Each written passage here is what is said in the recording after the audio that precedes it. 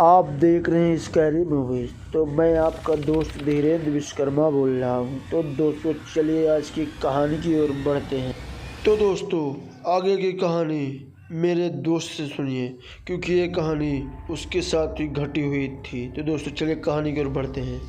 तो दोस्तों मेरे दोस्त का चैनल स्कैरी मूवीज में सब्सक्राइब कर लीजिए और वीडियो को शेयर करना ना भूलें जो मेरे साथ घटी है। तो चलिए बढ़ते हैं आज की कहानी की ओर।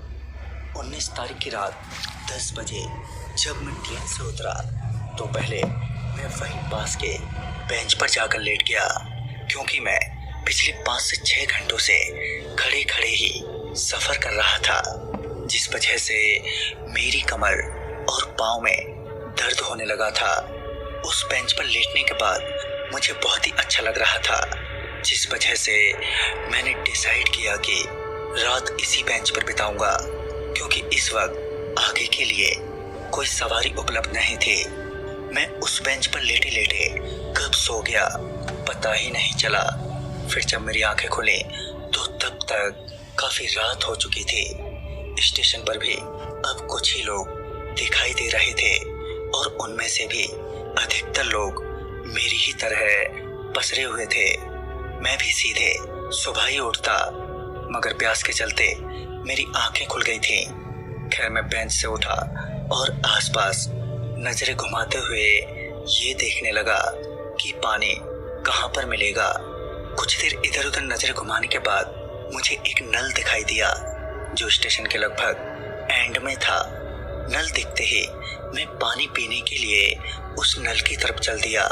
फिर जैसे ही मैं उस नल के पास पहुंचा कि वहां की ट्यूबलाइट ब्लिंक करने लगी, मैं मन ही मन बोला, अरे कौन सा भूत घूम रहा है भाई यहाँ पर। मैं इतना अपने मन में बड़बड़ाया ही था कि वो ट्यूबलाइट बंद ही हो गई। अब वहां पर काफी अंधेरा हो गया, जिस वजह से मैं थोड़ा डर भी गया था। मैंने जल्दी से पानी पिया और वापस अपने बेंच की तरफ चल दिया। मैं जब वापस पहुंचा तो पाया कि एक आदमी मेरे बेंच पर लेटा हुआ है।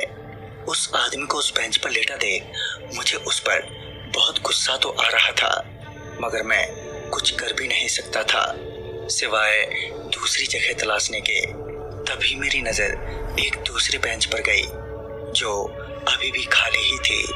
उस बेंच पर नज़र पड़ते ही मैं उस बेंच की तरफ बढ़ा और फिर जब मैं उस बेंच के करीब पहुंचा तो पाया कि उस बेंच पर भी कोई लेटा हुआ है।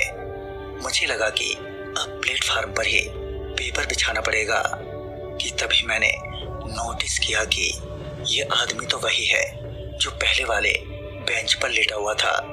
खैर मुझे लगा कि वो कोई लोकल बदमाश होगा और इससे दूर रहने में ही मेरी भलाई है। ये सोचकर मैं वहां से दूर जाकर न्यूज़पेपर बिछाकर लेट गया। मैं अभी लेटा ही था कि मुझे लगा कि कोई मेरे पीछे लेटा हुआ है जो खर्राटे ले रहा है। फिर जब मैंने पीछे पलटकर देखा तो मेरे रोंगटे ही खड़े हो गए। पीछे जो आदमी लेटा हुआ था उसका जबड़ा पूरा टूटा हुआ था और उसकी आंखें नीचे की तरफ झूल रही थी। मैं एकदम से चीखते हुए वहां से उठा और प्लेटफार्म से उठकर सीधे स्टेशन के एग्जिट गेट की तरफ भागा। स्टेशन के बाहर आने पर मुझे और भी ज्यादा डर लगने लगा था, क्योंकि स्टेशन के बाहर मैं बिल्कुल ही अकेला था। ऊपर से बाहर की स्ट्रीट लाइट भी बुझी हुई थी। मैं वहां से टैक्सी स्टैंड की तरफ भागा, ये सोचकर कि वहां पर कोई ना कोई मिल ही जाएगा। मगर जब मैं टैक्सी स्टैंड पहुंचा तो उस वक्त टैक्सी स्टैंड पर सिर्फ एक ही आदमी था जो चारपाई पर सो रहा था। मैं तुरंत ही उसे जगाते हुए बोला, भैया भैया जी किलजोई चलोगे क्या। इस पर वो नींद में ही बोला, नहीं यार। मगर उस वक्त मैं उसकी नहीं सुनने की हालत में नहीं था। मैंने तुरंत ही कहा, भैया 2000 रुपये दूंगा। 2000 का नाम सुनते ही उस टैक्सी वाले की नींद एकदम से खुल गई और वो तुरंत ही चारपाई से उठते हुए बोला, ठीक है चलो बैठो तुम दोनों। जब उस टैक्सी वाले ने तुम दोनों कहा तो मैं चौंकते हुए बोला, अरे मैं अकेला ही हूँ। इस पर वो आदमी मेरे पीछे इशारा करते हुए बोला, फिर वो कौन है। उसके इतना कहने पर जब मैंने पीछे पलट कर देखा तो वही शैतान ठीक मेरे पीछे खड़ा था। उसको अपने पीछे खड़ा देखते ही मेरे पैर हाथ जोर से कपकपाने लगे। मेरे कपकपाते हाथ पैरों को देखते हुए उस टैक्सी ड्राइवर ने कहा, अरे भाई साहब, तुम ठीक तो हो?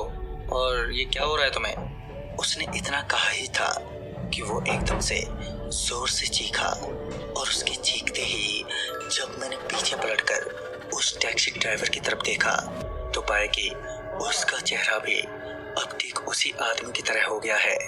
मैं बिना देरी किए टैक्सी स्टैंड से भागा और भागते भागते जब मैंने पीछे पलटकर देखा तो कोई भी नजर नहीं आया, मगर जैसे ही मैं रुका कि वही शैतान ठीक मेरे पीछे खड़ा दिखा। मतलब मैं जब भी रुकता तो वो मेरे पीछे ही खड़ा नजर आता। तभी भागते हुए मैं किसी गाड़ी से टकराया और टकराते ही मैं वहीं बेहोश हो गया। फिर जब मुझे होश आया तो मेरे ऊपर बहुत सी लकड़ियां रखी हुई थी और फिर जब मैंने सर घुमाकर देखा तो पाया कि वही शैतान अभी भी वहीं मेरे बगल में ही खड़ा हुआ है। मैं तुरंत ही अपने ऊपर रखी लकड़ियों को साइड में गिराते हुए उठा और वहां से तेजी से भागने लगा। तभी कुछ लोगों ने मुझे पकड़ लिया और मुझे शांत करते हुए मुझसे कहा, हमें लगा कि तुम मर गए हो, इसलिए हम तुम्हें यहाँ जलाने आए थे। इस पर मैंने कहा, नहीं नहीं, मैं मरा नहीं हूँ, मैं जिंदा हूँ अभी, मगर वो शैतान मुझे अब जिंदा नहीं रहने देगा। तभी इस पर उन्होंने पूछा, कौन शैतान? इस पर मैंने उन्हें सारी बात बताई और ये भी बताया कि वो अभी भी मेरे सामने ही खड़ा है। इस पर उन सभी लोगों ने उसी शमशान में मौजूद एक अघोरी को बुलाया। फिर उसने अपनी साधना से उस शैतान से मेरा पीछा छुड़वाया। उस अघोरी बाबा ने बताया कि उस नल के पानी की टंकी में किसी ने उसे मारकर छिपा दिया था, जिसके बाद से जो भी उस नल के पानी को पीता है वो उसके पीछे पड़ जाता है। और उस स्टेशन पर बोर्ड भी लगा है कि पानी ना पिए, प्रेत बाधित है। तो दोस्तों, इस कहानी में बस इतना ही। तब तक के लिए बाय एंड टेक केयर।